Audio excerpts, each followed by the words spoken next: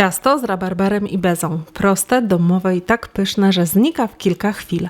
Kwaśny rabarbar, aksamitna puszysta beza i kruche ciasto, które rozpływa się w ustach. Ten przepis warto zapisać na cały sezon, nie tylko rabarbarowy. Możesz je zrobić z truskawkami, porzeczką, agrestem czy jabłkami.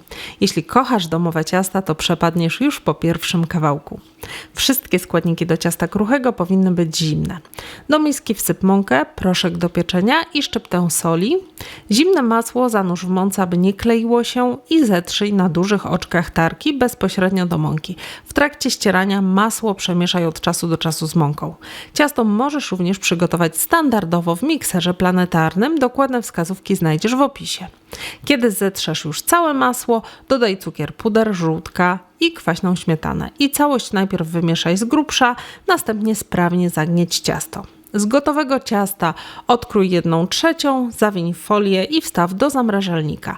Natomiast pozostałe ciasto rozwałkuj lub rozpłaszcz palcami, tak aby pokryło ono dno przygotowanej blachy. Możesz to zrobić bezpośrednio w wysmarowanej masłem blaszce lub na dociętym papierze do pieczenia. Spód ponakłuwaj widelcem i podpiecz około 20 minut lub do złotego koloru. Jeżeli masz zaufanie do swojego piekarnika, nie musisz spodu podpiekać. W takiej sytuacji ciasto po prostu wstaw do lodówki na czas przygotowania rabarbaru i bezy.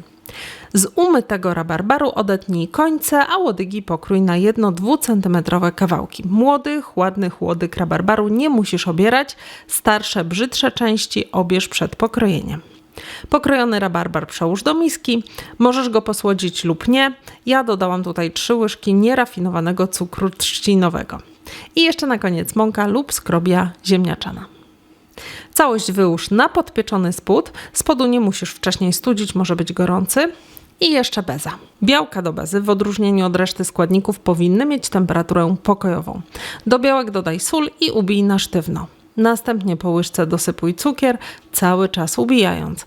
Kiedy dodasz już cały cukier, ubijaj jeszcze 8 do 10 minut. Na koniec dodaj jeszcze mąkę lub skrobię ziemniaczaną i całość powoli wymieszaj. Gotową bezę wyłóż na rabarbar. Na wierzch zetrzyj na grubych oczkach tarki całe pozostałe ciasto z zamrażalnika. Gotowe ciasto piecz w nagrzanym piekarniku 170 stopni góra-dół lub termoobieg wyjątkowo bez znaczenia.